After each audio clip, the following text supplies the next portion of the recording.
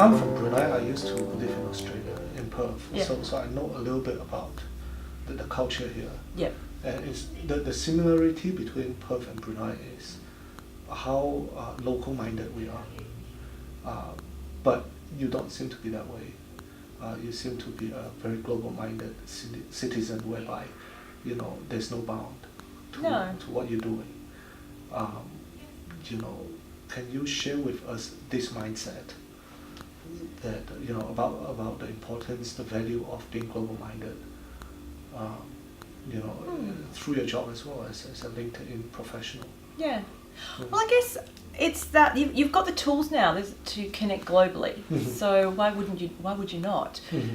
But I guess going back to what I've always done, I've always connected globally. I mean, running a pen friend club was international. Right. I had over 100 pen friends around the world at one point. It cost me a lot of money in postage.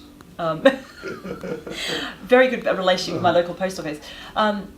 I just love meeting people and I love helping people connect. And when I chat, like if I go networking and I hear someone's interested in something, I'm always connecting them with the person. And they could be global. It doesn't really matter. I don't think we need to be restrained by And them. your network is global. Yeah, absolutely. Your And friends, your followers are all over. I mean, I haven't got a massive network, but I like to get to know people. So when I went to the US this year, my first trip to the US as well, I walk into the conference thinking, oh, I'm just a speck. It was like 5,000 people, Yes. and I was speaking at the conference. And I had quite a lot of people come up to me and go, oh, you're Joe Saunders. And I'm thinking, how do you know me? And I forget that, you know, you have a following and people get to know you because, you know, the consistency is key, having that consistency of message. And I'm just me. and I've always been just me. And I like to connect people on that, you know, just conversational level. Well, my last question really is about building connection. You know, I think that, you know, regardless if there's LinkedIn or not, you'll be great at building connection anywhere you go. You know, there's a sense of easiness talking to you. What advice do you have in being good in that? Well, it's funny because I think people think I'm naturally an extrovert and I'm not. I'm an introvert.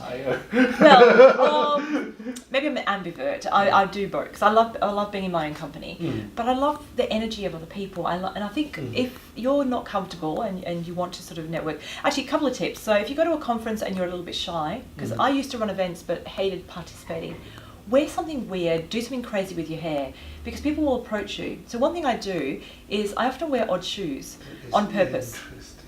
So I've got this brand of shoes I wear, and they already look odd, but I mix them up. So I have one strawberry, one pineapple. The number of people that come up and talk to me and go, oh, I love your shoes. And it takes a lot of courage. Oh, it does. And yeah, I guess it does, because you're already going to be standing out. And I've met people, I met a guy in the US this year, and he had this amazing suit on. It had cowboy hats. It was blue with white cowboy hats, and he had the cowboy hat on. So he was a walking talk to me magnet. So of course I had to ask him, what do you do? Just be friendly, be curious, and actually, you know, talk to people, because if you don't, you're going to be shy and stuck in, you know. Be friendly, be curious. Just be yourself, and don't make apology for yourself. Yeah. Wonderful advice. Okay, Yeah. very last question, I promise. Very last one. What change are you trying to make in 2019? Ooh, change to the world or me? It's a very broad question.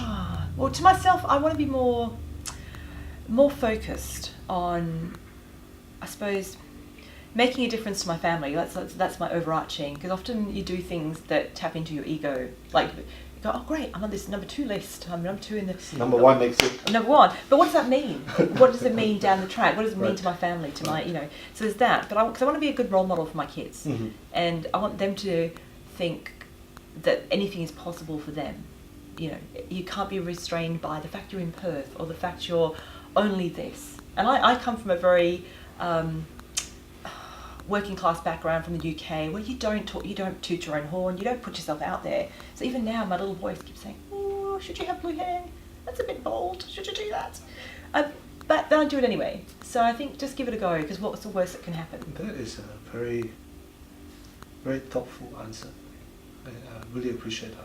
Oh, happy to help. And you know, I came here intimidated by your resume. You know, I end this interview feeling a sense of understanding that we are not too different after all. and you're really a master in connection. For nothing else, I hope to keep in touch. I hope that you'll visit us in Brunei one day and teach our people how to use LinkedIn properly. I'd love to, because I've never been there.